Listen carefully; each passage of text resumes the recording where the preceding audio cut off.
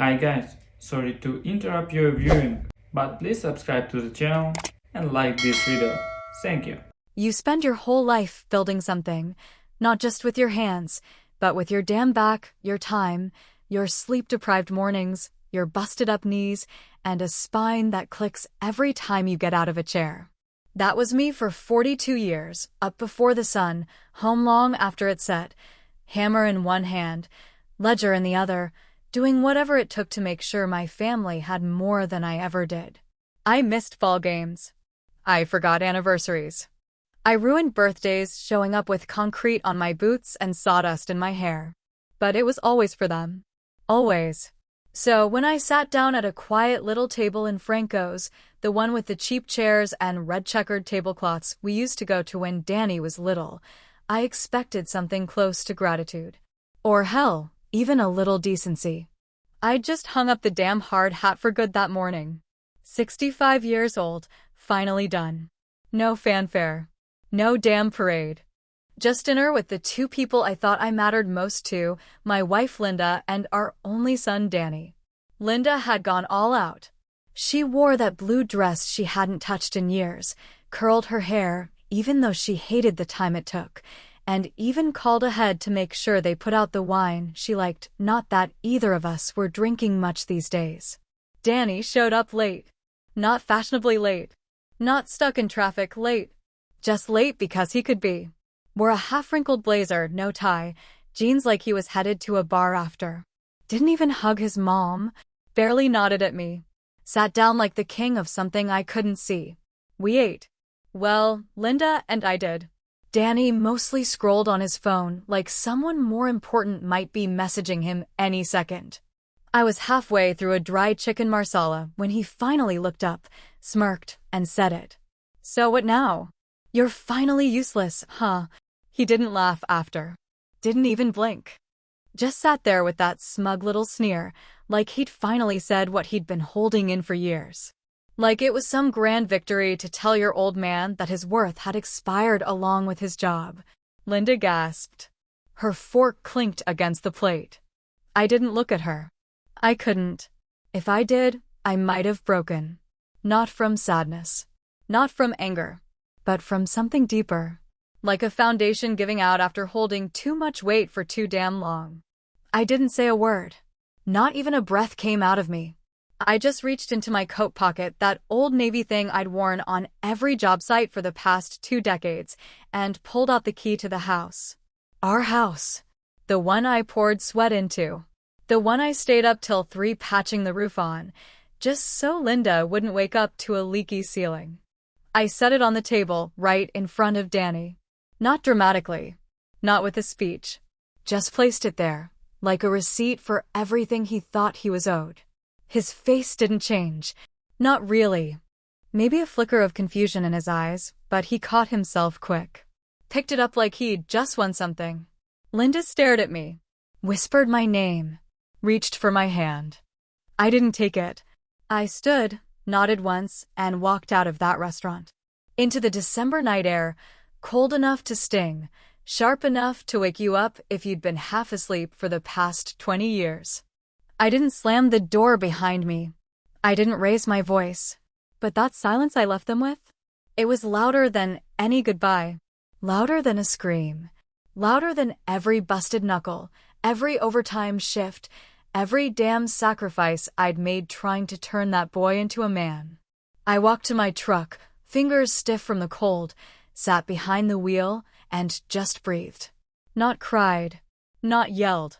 Just sat there and let it all press down on me, the weight of knowing that after all these years, the only thanks I got was a joke about being useless from the very kid I nearly killed myself raising. And yet, as I drove off, there was no rage. No revenge plan bubbling under the surface. Just something quiet. A kind of stillness. Like a storm that's already passed and left everything soaked and ruined. You ever get to a point where you stop expecting people to change, and instead, you just change what you give them? That's where I was. I wasn't gonna fight. I wasn't gonna argue. I wasn't even gonna correct him. Because if he really believed I was useless now, then I'd show him just how dangerous a useless man can be when he's got nothing left to lose. It's funny how a few words can knock the wind out of your life's work like a steel-toed boot to the chest, and even funnier how silence can be sharper than any screaming match, because that night, after I handed over the house key like it was nothing but a receipt, I didn't sleep a damn second. I laid in bed next to Linda, staring up at the same ceiling I put up with my own 2 hands 25 years ago, the same beams I measured, cut, and nailed into place before Danny ever learned how to walk, and all I could think was, where the hell did I go wrong? You start with nothing, truly nothing, not some poetic nothing, but literal. Eat ramen 3 times a day, sleep in a truck cab, pray your tools don't get stolen kind of nothing.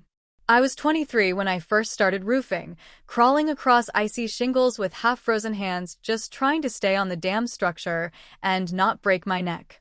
Summers were even worse, tar bubbling under your boots, sun turning your back into cracked leather, everything sticky, loud, and brutal. I broke fingers. I broke toes. I broke a collarbone once when some cocky new hire dropped a bundle of shingles from the 3rd story. But I kept going every day, no matter what, because I had this picture in my mind of what life could be like one day: a warm house, a family at the table, a son who'd never have to sweat in a crawl space or inhale concrete dust unless he chose to. Linda was with me from the start, even when I had holes in my boots and a rusted-out truck that coughed more than it ran. We built this life slowly, painfully. 1 job turned into 2, 2 jobs into a crew, the crew into a small company. I hired men, trained them, fed their families, paid taxes, paid debts, paid dues. By the time Danny was in high school, we weren't rich, but we were steady. The kind of steady that buys Christmas gifts without checking the balance twice. The kind of steady where you finally get to say yes instead of always apologizing with a maybe.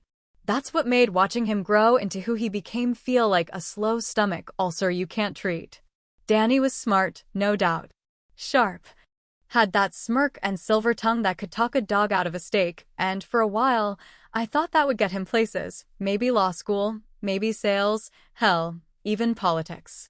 But as the years passed, that tongue got slicker, the hands got softer, and the work ethic just vanished.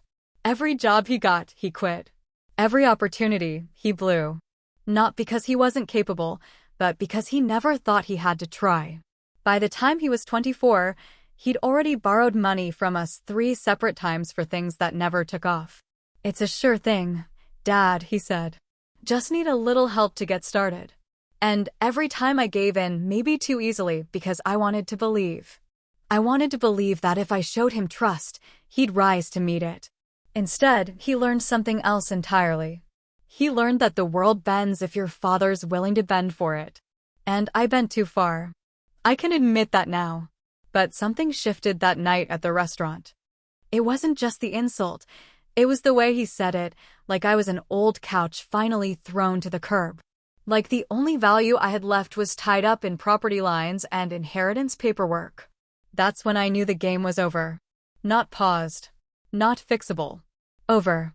At 2 in the morning, I rolled out of bed as quiet as I could, walked barefoot to the kitchen, and made myself the kind of bitter coffee that strips the lining off your stomach. The house was dead silent. Even the heater had stopped humming. I walked down to my office, opened the bottom drawer of the cabinet behind the filing shelf, and pulled out the old safe. The combination was still the same, my wedding anniversary, not that Danny would have ever remembered it. Inside were the papers he thought he'd be inheriting by default: deed, company documents, retirement accounts. All of it neatly filed, organized, waiting. But what he didn't know, and what made me almost laugh into my coffee, was that 3 months ago I'd moved everything. Not sold. Not given away. Just reassigned. All of it now sat in a trust. A trust with stipulations so tight you'd need a damn crowbar and a Harvard law degree to crack them. Linda didn't even know. I'd made the decision after the last time Danny asked for money, something about flipping NFTs or real estate seminars or some other thing he didn't understand, but swore would guarantee returns. That was the night I sat up and wrote the clause. That was the night I said enough. So when I handed him the key at dinner, he thought he was holding a title. He thought he'd just been given the golden goose. But let's do the math here. If I handed him half of everything, and everything is locked away where he can't touch it, then half of that still adds up to 25, right? It's strange, the kind of calm that takes over once you realize you're not angry anymore. Just tired. Tired of waiting for someone to become who you hoped they'd be. Tired of pretending that love alone can turn a boy into a man. That night, I wasn't planning revenge. I wasn't even trying to make a point. I just decided I was done giving. If he wanted a legacy, he'd have to earn it. And until then, he could sit on that key and wonder why every door he tried to open stayed shut. The next morning broke cold and clear, the kind of crisp January sun that looks warm through the window, but slices like glass when you step into it, and somewhere in the middle of that false comfort, Danny pulled up to the house like he was returning from a long war with a trophy in hand. He brought her with him, too, that girlfriend of his, Kendall or Kylie or something that sounded like it came off a perfume label, tall, blonde, always scrolling, always chewing gum like she was bored to tears by everything and everyone. They pulled into my driveway in that leased black Mercedes he couldn't afford without a co-signer, music thumping loud enough to rattle the neighbors' garbage cans, both of them laughing like they'd just hit the lottery. She was filming him walking toward the door, probably some little king of the castle moment for social media, caption ready, new chapter begins. He strutted like he owned the damn bricks, like the cement under his feet hadn't been poured by my hands 30 years ago with a busted back and torn gloves. But then came the moment, the beautiful, divine moment, when the key I gave him at dinner scraped uselessly inside a change lock. He tried again. Harder this time. Jiggled it. Squinted at the lock like maybe he was the one being pranked. Then he rang the bell. Knocked once. Then again, louder. And then came the shouting. "Dad, open the door." Seriously, he yelled, banging his palm flat against the glass like it owed him something. She started filming again, not sure if she thought it was funny or if she just wanted evidence for whatever story had eventually feed her. But the door never opened. I wasn't there. I was already out, sitting in a booth 2 towns over, drinking a black coffee that tasted like burnt dirt and reading the classifieds just for the feel of paper in my hands. He called my cell 17 times before noon. I didn't answer once. He texted everything from threats to pathetic little guilt lines like "Mom's crying" and "This is low, even for you." And I'll admit, that one, the one about Linda, made my chest clench. Because if there was one thing I never wanted, it was to drag her into the mess of my disappointment. She didn't deserve that. By 2 in the afternoon, Linda called me from her sister's kitchen. Her voice was soft, but there was a sharpness in it I hadn't heard since the night I forgot our anniversary 10 years ago and showed up late with a flat tire and a 6-pack instead of flowers. "Frank," she said, "what the hell are you doing?" I let the question hang there, chewing on the silence for a minute, trying to decide if she'd even listen to the truth or just try to patch the middle like she always did. "He came here with that girl," she said, thinking he was moving in. Frank, he had suitcases. I nearly laughed, not because it was funny, but because it was so Danny. Showing up with a suitcase like entitlement carried legal weight, like a key in your hand means a damn thing if the locks don't respect it. She went on, voice cracking a bit. "You changed the locks? You moved the deed? You didn't even tell me." I sighed, stared at the wall of that diner like it held some kind of answer. "I didn't change," I finally said. "You just didn't notice who I was." That stopped her cold. And I meant it. I'd always been this man, quiet, deliberate, a little mean when I needed to be, but I'd spent so many years being the glue that I forgot how much of me had cracked. Truth is, this wasn't the first time I'd cleaned up Danny's mess and kept it from her. Years ago, he got picked up for a DUI just outside of town, hit a mailbox, thank God not a person, and I was the one who showed up at 2 in the morning to talk the cop into releasing him with a warning, a promise. And a few $100 slipped quietly into a fundraiser envelope 2 weeks later. I never told Linda. I told myself it was to protect her. But really, it was because I couldn't stand the look she would have had in her eyes, that mix of fear and disappointment that cuts deeper than yelling ever could. So when she accused me now of turning cold, of being cruel, of throwing our son out like garbage, I wanted to scream about all the times I swallowed my pride for his sake, about all the moments I bent my own principles just to keep the peace, but I didn't. I let her say her piece. And when she hung up, I just sat there, still, because sometimes stillness is the only way to stay standing when the whole damn thing's falling apart. Later that evening, Danny left a voicemail. His voice was low, no more joking, no more cockiness. "If you don't fix this," he said, "I'll get lawyers involved. You think I can't win? I'll sue. I'll take it all." I listened to the message twice. Then I poured a finger of bourbon, sat on the porch as the sun dropped behind the trees, and finally called him back. "You want to sue?" I said. "Go ahead. But make sure you can afford to lose." Then I hung up. And this time, it was my silence that slammed the door shut. It was just past midnight when Danny pulled up to the house again, tires crunching slow over gravel he didn't even know I'd had replaced 2 summers ago, when the old stones started to buckle from rain and age and time doing what it does best, wearing everything down, even the strongest foundations. He didn't come quietly this time. He came alone, windows rolled up, engine off, flashlight in hand, no girlfriend in tow, no swagger left in his walk. Just fury. A stubborn, reckless heat that had been bubbling under the surface since the locks clicked shut on him that morning and never opened again. He didn't even bother knocking this time. He went around back, the way I used to sneak into my old man's place when I was a kid and needed to borrow tools without permission. He broke the little latch on the basement window with a crowbar, and that right there told me everything I needed to know, because if he'd spent even 1 week helping me build this house, he would have known I reinforced that frame with steel clips after a break-and scare 15 years ago. Instead, he snapped the damn thing loose, jammed himself through the opening, and landed on the basement floor with a grunt loud enough to spook the mice I'm sure had moved in by now. He thought he was going to find something, cash, maybe, or documents, or a backup key I'd forgotten about, or maybe even me, sitting in the dark like some kind of last boss in a video game he never learned how to play. But the house was empty. Lights off. Room stripped bare except for a few old pieces of furniture too stubborn or too sentimental to throw away.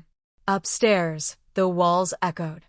Down in the basement, the air was dry, smelled like dust and old wood, the kind of scent that always clung to your clothes after a long day working under the house, sealing leaks and patching up what time tried to rot away.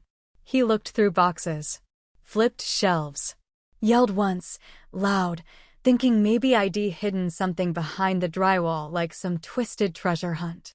But all he found, in the bottom drawer of the old red toolbox I kept tucked behind the furnace, was a single envelope, unsealed, folded once. My handwriting unmistakable, rough, blocky letters that always leaned too far to the left, stared up at him with just one sentence written on the outside. "If you're reading this, then you still don't get it." Inside was a single sheet of lined paper, yellowed and stiff at the corners, creased from being folded and unfolded too many times. I'd written it the same night I set up the trust, when I first realized that love alone wasn't going to save my son from himself. The note read, "I taught you how to build. You just never picked up the tools." No signature. No lecture. No angry paragraphs. Just the truth, short, sharp, and more honest than anything I'd said to his face in years. And here's the part that stings. It wasn't that he didn't know how to work. It was that he never wanted to. I offered. God, I offered more times than I can count. When he turned 16, I brought him on site for a week, told him I'd teach him the business from the ground up.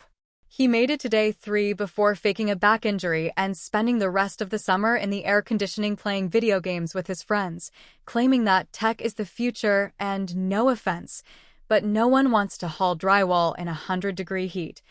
Dad. Later, when he graduated college with a useless degree and more confidence than skill, I handed him a position. Not a title, not a corner office, just a position. Project manager's assistant. Good pay, room to grow, honest hours. He laughed. Said he was working on a startup with a buddy from school, some nonsense about renting scooters or crowdsourcing yard work, and that he'd be making 6 figures before I could blink. That startup tanked in 8 months. By then, he'd already maxed out a credit card and borrowed $2,000 from Linda behind my back.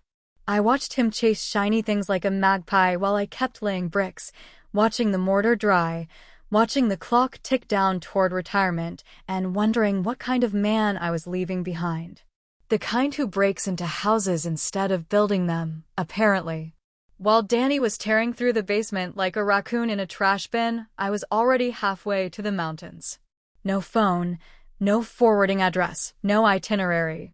Just me and an old cabin my uncle left me 20 years ago that nobody else in the family even remembered existed. Linda didn't know either. I needed space. Not because I was angry, not even because I was disappointed anymore, but because sometimes a man has to step away from the fire to figure out if he's been warming himself or just getting burned. Linda, for her part, was starting to unravel. She called me 7 times in 2 days. Left voicemails that started calm and ended with shaking breath and clipped phrases like, "You're scaring me," and "This isn't you." But she was wrong. It was me. It had always been me, just the version she never wanted to believe could exist, the one with boundaries and backbone and no patience left for grown men acting like wounded children. Back at the house, Danny eventually stopped searching. He sat down in the dust-covered recliner near the basement furnace, phone in his lap, breathing hard like he'd just finished a marathon. That's when he opened the envelope from the bank, the one forwarded from the old address he hadn't checked in weeks because, in his mind, everything was already his. The paper inside told him otherwise. The name on the document wasn't his. The property listed wasn't the house he knew. And the trust?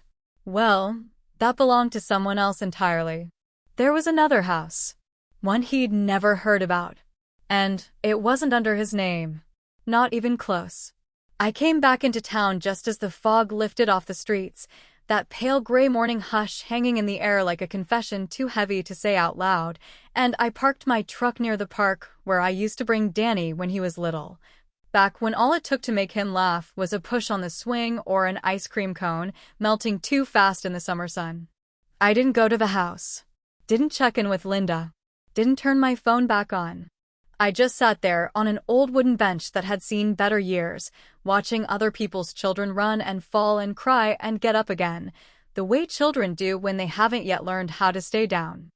The sun was coming through the trees just right, slicing long shadows across the grass, and I found myself thinking, not for the first time, but maybe for the last, that somewhere along the way, I had stopped raising a son and started raising an expectation. That was my failure, not his. I gave him everything except the one thing he actually needed, which was a reason to earn something for himself. I had thought love meant protection, that giving meant love, that smoothing the path would make him walk straighter. But I didn't smooth a path. I paved over every lesson he should have tripped on. I cut down every branch that might have scratched him. I patted every fall until he forgot how to stand on his own.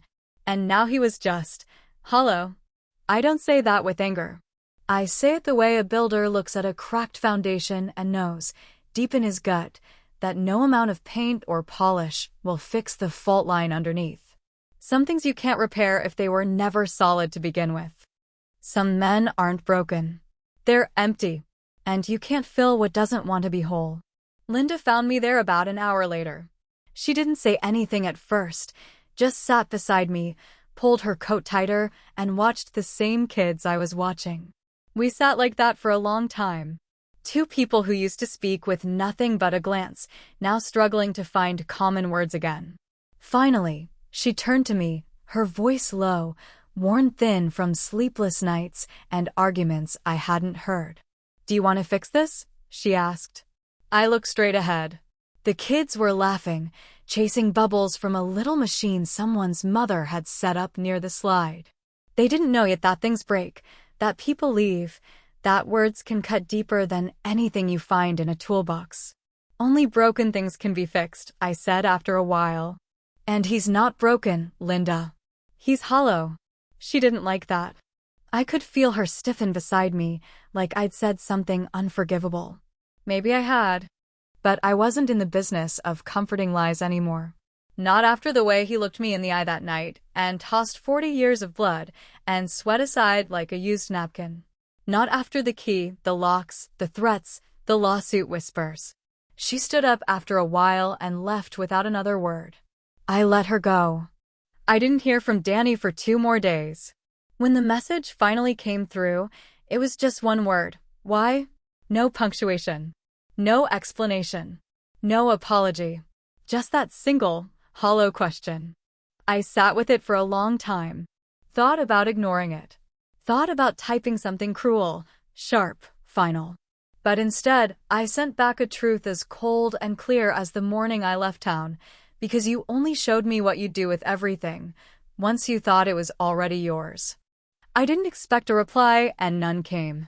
Later that day, I walked past a construction site downtown, just a few blocks from where I first started my own company. There was a crew pouring foundation, young guys in orange vests and work gloves, shouting over the rumble of machines, the clatter of rebar, the rhythm of real labor. One of them looked up and waved at me, a stranger, probably no older than Danny had been when I first offered to teach him how to build something that would last. I raised a hand in return and kept walking, slow and steady, boots scraping sidewalk that was never meant to be soft. Somewhere behind me, the sounds of work continued, steel on stone, voices raised, earth being shaped by effort. Somewhere behind me was a house filled with silence and a son trying to figure out why the door stayed closed. And somewhere ahead, well, that's where I was headed. Not forward, maybe, but onward, at least. Legacy ain't about what you leave. It's about what they learn. And some lessons gotta be paid in full.